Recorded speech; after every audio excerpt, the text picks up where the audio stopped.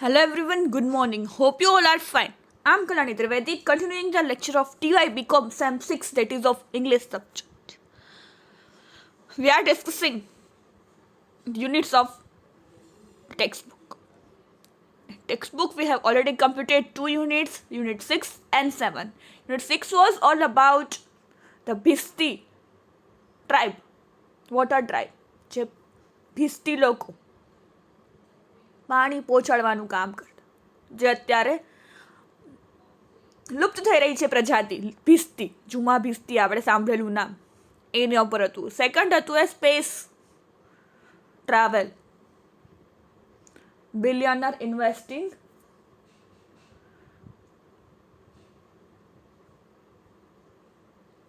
કે અબજોપતિ લોકો પૃથ્વીથી બીજા પરે જવા માટે, બીજા ગ્રહ પર એટલે કે ચંદ્ર અને મંગળ પર જવા માટે જે ઇન્વેસ્ટ કરે છે પ્રાઇવેટ કંપનીઝ, અને એના પર હતું unit 7. Now we are on the 8th unit, Indian telecom industry looking beyond 3G and 4G. ભારતીય ટેલિકોમ ઉદ્યોગ 3G અને 4G આગળ આપણે જઈ રહ્યા છીએ. એના લેખક છે હેમંત એમ જોશી. હેમંત એમ જોશી ડેલોઇટ ટેકનોલોજી, મીડિયા અને ટેલિકોમ્યુનિકેશનના નેતૃત્વનો ભાગ છે, TMT. ડિજિટલ મીડિયા અને ટેકનોલોજીમાં 27થી વધુ વર્ષનો અનુભવ હોવા છતાં તે વર્તમાન બજારના વલણો અને નજીકના ભવિષ્યમાં કઈ કઈ ટેકનોલોજી અને સક્ષમ સેવાઓ કેવી રીતે વિકસિત થશે એના પર નિયમિત રેગ્યુલરલી લખે છે. ઇઝ રાઇટિંગ ઓલ્સો એક્સપ્રેસીસ શું છે તેમના લખાણોમાં ડિજિટલ વિશ્વમાં સુરક્ષા અને સિક્યુરિટી અને પ્રાઇવસી એક મોટું ઇમ્પોર્ટન્ટ પાસું છે કે જેમ જેમ ટેકનોલોજી વધે છે તેમ તેમ હેકર્સ પણ વધે છે. તો કે પ્રાઇવસી, સુરક્ષા અને સિક્યોરિટીનો મુદ્દો પણ ઈ ગવર્નન્સ અને ભારતીય ડિજિટલ ક્રાંતિ પ્રત્યેની રુચિ પણ અહીંયા વ્યક્ત કરવામાં આવી છે. ટેક્સ્ટમાં શું વાત છે તો કે જેમાં કોઈ શંકા નથી કે મોબાઈલ ટેલિફોનીએ 20મી સદી સાથે ક્રાંતિકારી ટેકનોલોજી જે વિકસાવી છે, જ્યારે ભારત ટેલિફોની માટેની સૌથી મોટી ગ્રાહક બજારમાં એનું એક બનવાની તૈયારીમાં છે, પરંતુ તે ક્ષેત્રની નવીનતમ ટેકનોલોજી સ્વીકારવામાં એ ધીમું રહ્યું છે. કેમ કે 2018 સુધીમાં વિશ્વના મોટાભાગના દેશો છે 5G અથવા તો 5th જનરેશન, 5મી જનરેશન ટેલિકોમ ડ્રોનો તરફ આગળ વધવાનું શરૂ કર્યું છે, જ્યારે ભારતમાં હજી 3G હજી પણ સામાન્ય ધોરણે અને 4G એડપ્ટેશન હજી ચાલુ છે. 4G આપણે વાપરીએ છીએ, જીઓ એ ચાલે છે. 2015માં પ્રકાશિત થયેલા લેખ ભારતના ટેલિકોમ ઉદ્યોગ માટેના કઈ રીતે આગળ હશે, શું હોઈ શકે છે તે આપણે આમાં જોવાનું છે. Indian telecom industry looking beyond 3G and 4G, જે આપણે કાલે વાત કરી. વિશ્વભરનો ટેલિકોમ ઉદ્યોગ, the telecom industry around the world is redefining communication service more frequently than ever. પહેલા કરતાં પણ વધુ ફરીથી સરસ રીતે વ્યાખ્યાયિત કરી રહ્યું છે. The technology is evolving in the wireless technology. Technology છે વાયરલેસ ટેકનોલોજી, એટલે કે મોબાઈલ હેન્ડસેટ ટેકનોલોજી, જેમાં વાયર નથી. Tally presence solution, cloud base solution and broadband, આ બધું વાયરલેસ થઈ રહ્યું છે.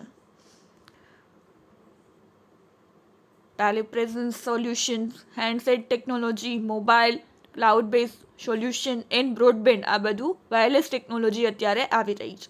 The bandwidth promised by newer technologies is setting new benchmarks rapidly. શું કહે છે? નવી ટેકનોલોજી દ્વારા વચન અપાયેલ બેન્ડવિડ્થ ઝડપથી નવા બેન્ચમાર્કને સેટ કરી રહ્યું છે. Every new technology is superior to the former one by 100 or even 1000 times. શું કહે છે? બધી નવી ટેકનોલોજી 100 અથવા 1000 ગણી પહેલાંની સરખામણીએ શ્રેષ્ઠ છે. At mobile world congress in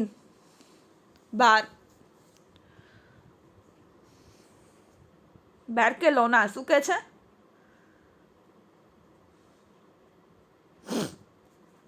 at mobile world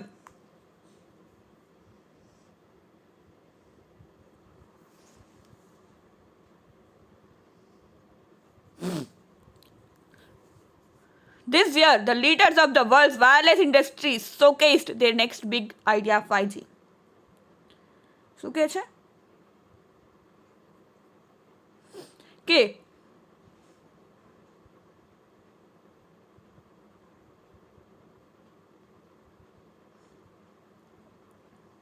આ વર્ષે બોર્સેલોનામાં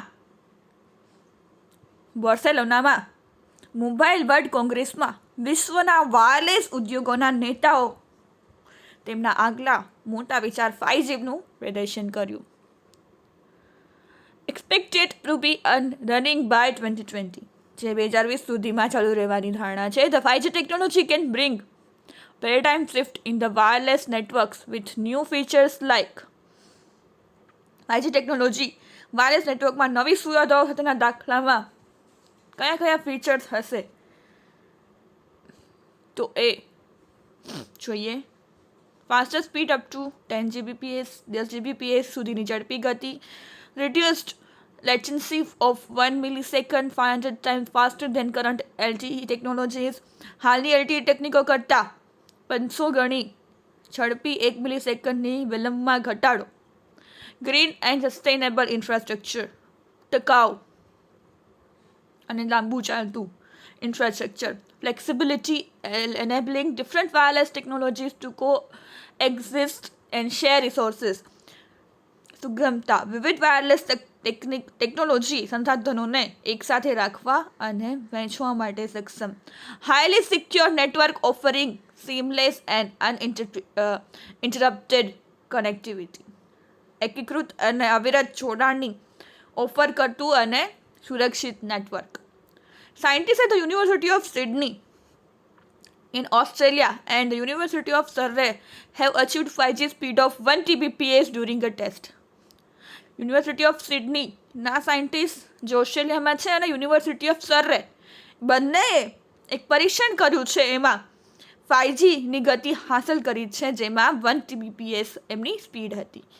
far exceeding the speed of existing LTE networks, for example 50 Mbps. જે હાલના LTE નેટવર્ક્સની ગતિ એટલે કે 50 Mbps કરતાં પણ વધુ છે. A leading telecom operator, જે કાલે આપણે જોયું, India has partnered with the world largest telecom operator China mobile. જે આપણે ચાઇનાના મોબાઈલ અગ્રણી ટેલિકોમ ઓપરેટર 5G જેવી તકનીકી વિકસિત કરવા અને અદ્યતન ટેલિકોમ ઉપકરણો ખરીદવા માટે સંયુક્ત રીતે કાર્ય કરવા વિશ્વના સૌથી મોટા ટેલિકોમ ઓપરેટર એટલે કે ચાઇના મોબાઈલ સાથે આપણે ભાગીદારી કરી છે, પાર્ટનરશિપ કરી છે. Telecom operators could see 5G as a game changer not only due to its superior data speed but because of other factors like very low power consumption leading to low capex, low latency rate and 100% geographical coverage. શું કહે છે? Telecom ઓપરેટર્સે 5Gને game changer તરીકે જોઈ શકતા હતા. તેના કારણે તેની વધુ સારી ડેટા ગતિને લીધે જ નહીં, પરંતુ ઓછું પરિભ્રમણ, વેરી લો પાવર કન્ઝપ્શન, કે જેમાં પાવર કન્ઝપ્શન ઓછું હોય, પાવરનો વપરાશ વિદ્યુત ઓછો હોય જેવા પરિબળો અને નીચા દર અને 100% જિયોગ્રાફિકલ કવરેજ નેટવર્ક મળી રહે એવી ટેકનિકનો ઉપયોગ કરેલો છે. The operators will not be required to abandon the legacy network entirely because of the backward compatibility with the existing technologies, but there will be massive change in the base station for better coverage and lower power consumption. હાલની ટેકનિકો સાથે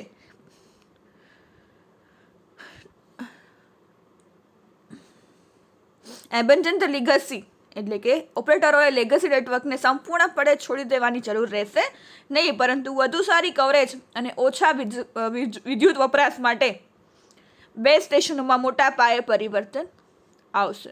according to China mobile research ઇન્સ્ટિટ્યૂટના મત અનુસાર the centralise radio access network CRAN proposed by 5G technology can lower 50% capex as well as up to 50% opex.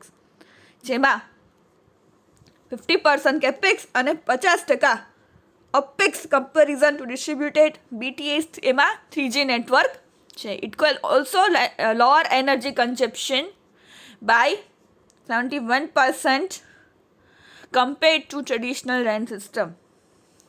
પરંપરાગત RAN systems તુલનામાં energy વપરાશમાં ઊર્જા જે વપરાય છે પણ 71% ઘટાડો કરી શકે છે.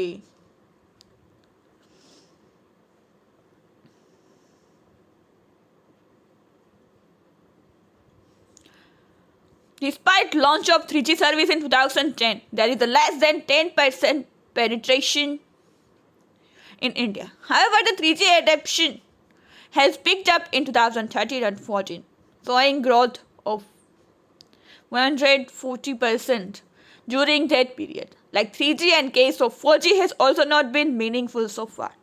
2010માં 3G સેવાઓ શરૂ કરવા છતાં ભારતમાં 10% કરતાં પણ ઓછા લોકો છે આમાં એન્ટર થયા છે. જો 3G એડપ્ટેશન 2013-14માં તેજી દરમિયાન 114%ની વૃદ્ધિ દર્શાવે છે અને 3Gની જેમ 4Gનો કેસ પણ અત્યાર સુધી અર્થપૂર્ણ નથી.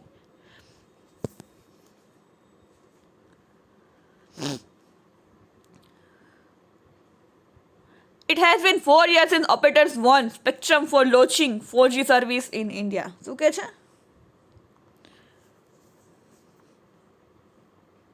ભારતમાં 4G સેવા શરૂ કરવા માટે ઓપરેટરોએ સ્પેક્ટ્રમ જીત્યાનો 4 વર્ષ થયા છે. But they haven't made much progress. પરંતુ તેઓએ બહુ પ્રગતિ કરી નથી. Only few operators have managed to launch 4G service significantly in bigger cities. મોટા શહેરોમાં ફક્ત થોડા ઓપરેટરોએ જ નોંધપાત્ર રીતે 4G સેવાઓ શરૂ કરી શક્યા છે. While many of the developed and developing countries have done 100% 4G rollout, India is lagging behind. શું કહે છે?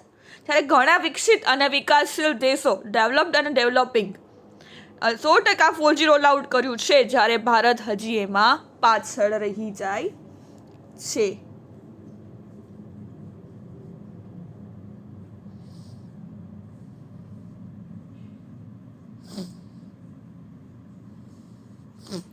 Lack of technology ecosystem, relevant content and service, low cost 4G enabled handsets, delayed government process like right of way and permissions, etc.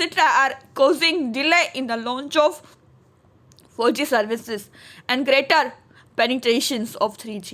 શું કહે છે?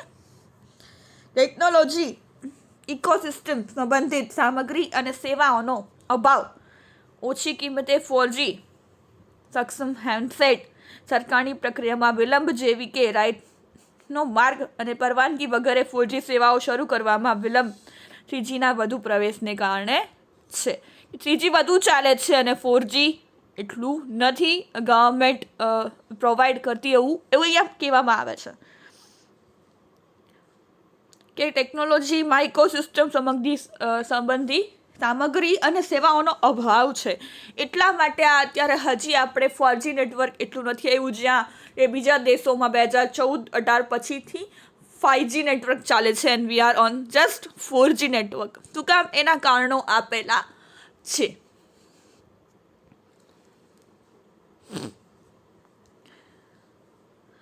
Some other challenges for operators are low ARPU, high investment. કેટલાક અન્ય પડકારો એ છે કે ઓછી RPU, investment અને રોકાણ ઓછું, ટેરિફ અને એક જ સ્પર્ધાત્મક market, low tariff and highly competitive market અને એક જ સ્પર્ધાત્મક બજાર. The below chart shows that India is lagging behind the world in technology adoption and this may get aggravated if we do not leapfrog to future technologies. શું કહે છે કે નીચે આપેલો ચાર્ટ એ બતાવે છે કે ટેકનોલોજીને અપનાવવામાં ભારત વિશ્વ કરતાં પાછળ છે, અને જો આપણે ભવિષ્યની ટેકનિકોમાં આગળ નહીં વધીએ તો આ વધુ તીવ્ર થઈ શકે છે. આપણે જોઈ શકીએ છીએ ઇન્ડિયા બહુ ઓછું 3G હજી એમાં હાલે છે, 4Gમાં તો હજી માંડ કરતું આવે છે. ઇન્ડિયા ઇઝ કરન્ટલી સીંગ, જેમ US, જાપાન, ઇન્ડોનેશિયાનું બતાવેલું છે, ચાઇના, એમાં ઇન્ડિયા સાવ ઓછું છે. પછી 3Gમાં પણ જે લોકોએ છોડી દીધું છે તો આપણે હજી 3Gમાં છીએ, અને 4G તો આપણે હજી સ્ટાર્ટ જ માંડ કર્યું છે. તો India is currently seeing the growth of 3G services and we are hopeful of the success of 4G services in the future. Bharat હાલમાં 3G સેવાનો વિકાસ જોઈ રહ્યો છે અને અમે ભવિષ્યમાં 4G સેવાઓની સફળતાની આશા રાખીએ છીએ. With this background, we can get too focused on the short term and could develop a myopic vision. But can India afford the ignore 5G? With this background, આ બેકગ્રાઉન્ડ સાથે અમે ટૂંકા ગાળામાં વધુ ધ્યાન કેન્દ્રિત કરી શકીએ છીએ અને દ્રષ્ટિ એક એવી આશા સાથે જોઈએ છીએ કે શું ભારતમાં પણ 5Gની અવગણના કરી શકાશે? તો 5G એટલું આગળ વધશે કે હજી 4G સ્પીડ ચાલશે?